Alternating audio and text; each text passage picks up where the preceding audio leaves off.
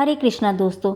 तो चलिए आज एक ऐसे प्लांट की रिपोर्टिंग करते हैं जो कि दुनिया का इकलौता फूल है जो वृक्ष के डंठल से ना निकलकर पत्ती से निकलता है।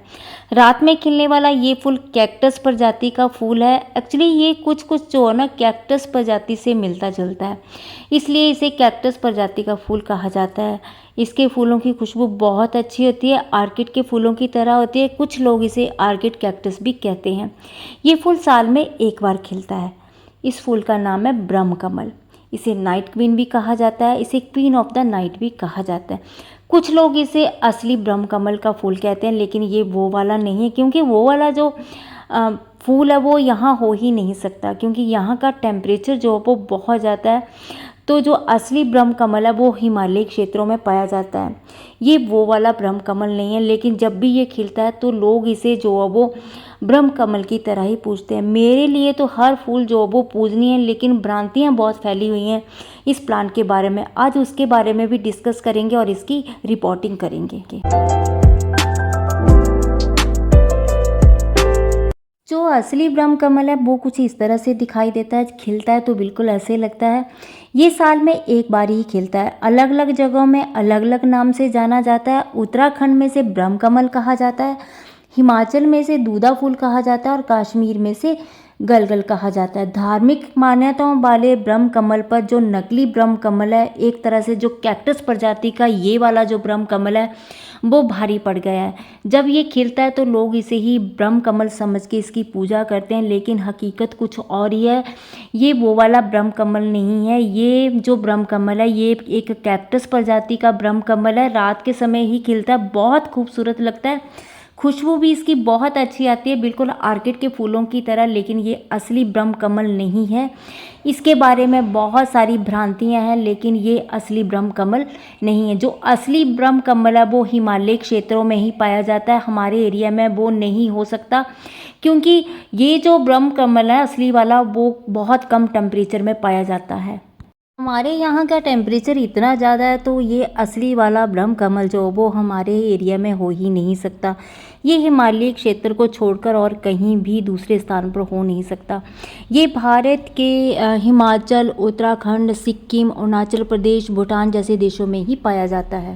क्योंकि जो ब्रह्म कमल है ना वो 3000 या 5000 मीटर की ऊंचाई और काफ़ी कम तापमान में पाया जाता है।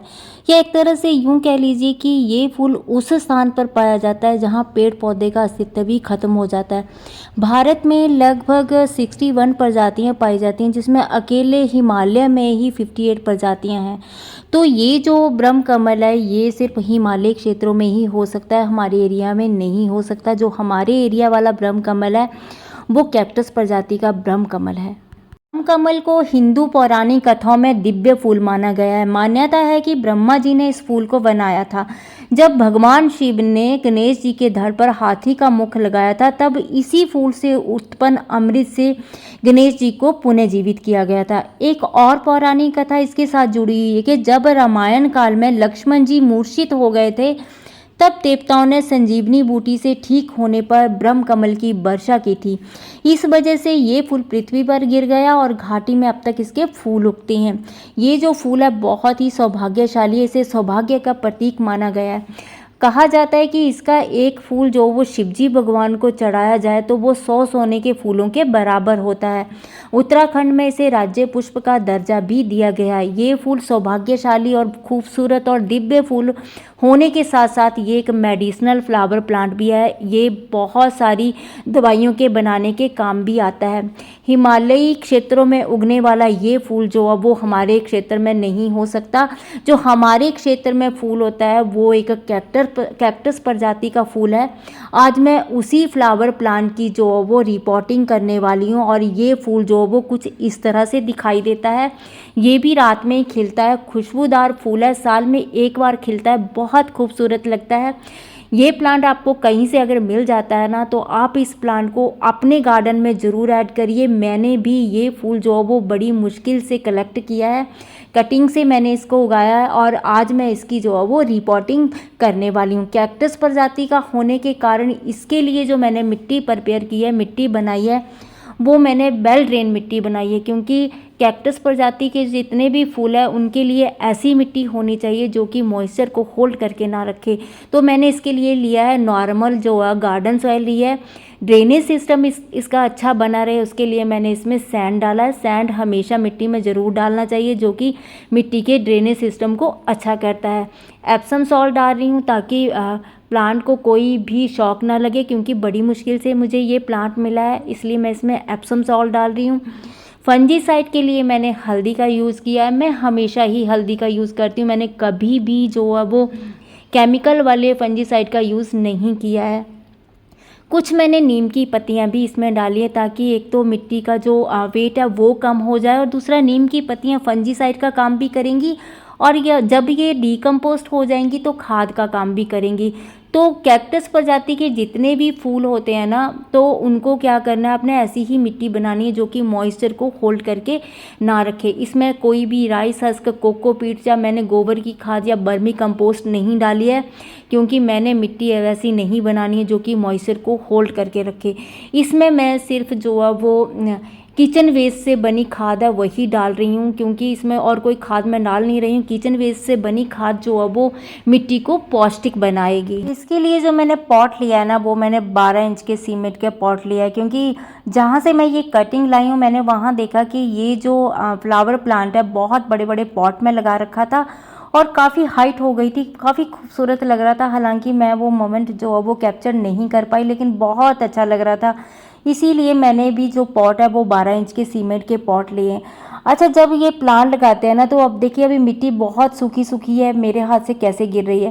तो क्या करना है आपने, जैसे ही गमलों को भरना है पहले तो मिट्टी को अच्छे से दबा देना है ताकि बाद में कोई एयर बबल ना बने। अच्छे से दबाने के बाद आपने क्या करना है, उसमें थोड़ा सा पानी डाल देना। पानी डालने के बाद आपने क्या करना है कि 3-4 घंटे के लिए पॉट को ऐसे ही रहने देना ताकि मिट्टी जो हो वो पानी को अच्छे से ऑब्जर्व कर सके। मिट्टी जब पानी को अच्छे से ऑब्जर्व कर लेगी तब इसमें प्लांट लगा देने। जब तक मिट्टी पानी को ऑब्जर्व करती है तब तक हम इसकी कटिंग लगा लेते हैं। कटिंग से ईजिली लग जाता है। अगर कहीं से आपको ये पत्ता मिल जाता है ना इसका, तो क्या करना है, बीच से कट करना है और कट वाला हिस्सा जो है वो ऊपर करना है और प्लांट को किसी भी मिट्टी में लगा देंगे आप, ये प्लांट बहुत इजीली जो वो उग जाता है, कोई भी प्रॉब्लम नहीं आती है। आप देख सकते हैं कि मैंने ये प्लांट जो वो कटिंग से ही लगाए हैं और 3 तरह की वैरायटी है ये ब्रह्मकमल की। तो आप देख सकते हैं ये प्लांट जो वो कितनी अच्छी ग्रोथ कर रहे हैं 4 या 5 महीने से। अभी मिट्टी में पानी डाले हुए 3 घंटे हो गए हैं, तो अभी आप देख सकते हैं कि मिट्टी में जो वो पानी बहुत अच्छे से ऑब्जर्व हो गया है। अच्छा, ये जो प्रोसेस है इसलिए करना ज़रूरी होती है। क्या होता है कि सूखी मिट्टी में जब हम कोई प्लांट लगाते हैं ना, तो बाद में पानी देते हैं तो क्या होता है, रूट्स जो वो हिल जाती हैं और आपके प्लांट के मरने के ज़्यादा चांसेस होते हैं। तो मैं इस प्लांट के साथ कोई रिस्क नहीं लेना चाहती, क्योंकि ये प्लांट मुझे बड़ी मुश्किल से मिला है। इस प्लांट को लेने के लिए मुझे 40 किलोमीटर दूर जाना पड़ा था और मैं वहाँ से ये प्लांट लाई थी। तो अभी मैं इस प्लांट के साथ कोई रिस्क नहीं लेना चाहती, तो मैं इस प्लांट को अभी कर रही हूँ रीपॉट करने के बाद साथ साथ इसकी लोकेशन की भी बात कर लेते हैं। जहाँ से मैं ये कटिंग लाई हूँ वहाँ से मैंने देखा कि वहाँ जो पॉट थे ना वो 2 जगह पे रखे हुए थे। एक तो ऐसी जगह पे रखा था जहाँ पे डायरेक्ट सनलाइट आ रही थी और एक ऐसी जगह पे रखा था जहाँ पे 3-4 घंटे की धूप आ रही थी। जहाँ पे 3-4 घंटे की धूप आ रही थी ना, वो वाला जो प्लांट था वो काफ़ी हेल्दी था, और जो डायरेक्ट सनलाइट में था उसकी पत्तियां जो वो पीली पड़ गई थी। तो इसका मतलब है कि इसको ऐसी लोकेशन चाहिए जहाँ पे क्या है कि 3-4 घंटे की धूप पड़ती हो, पूरे दिन के डायरेक्ट धूप जो है वो नहीं झेल पाएगा। तो ऐसी जगह में इसको रखना है जहाँ पे 3-4 घंटे की धूप पड़ती हो और ब्राइट लाइट जो वो बहुत अच्छे से पड़ती हो। पानी भी इसको जो है वो थोड़ा ध्यान से ही देना है, क्योंकि ये एक सकुलेंट वैरायटी का प्लांट है, तो पानी तो ऑलरेडी इसके पत्तों में है ही है, तो पानी भी थोड़ा सा ध्यान से देना है। बाकी मैं जो जितना भी अपडेट होगा साथ साथ जो वो शेयर करती रहूँगी। तो आज की मेरी इस वीडियो से आई होप आपके काफ़ी सारे कन्फ्यूज़न जो वो क्लियर हो जाएंगे।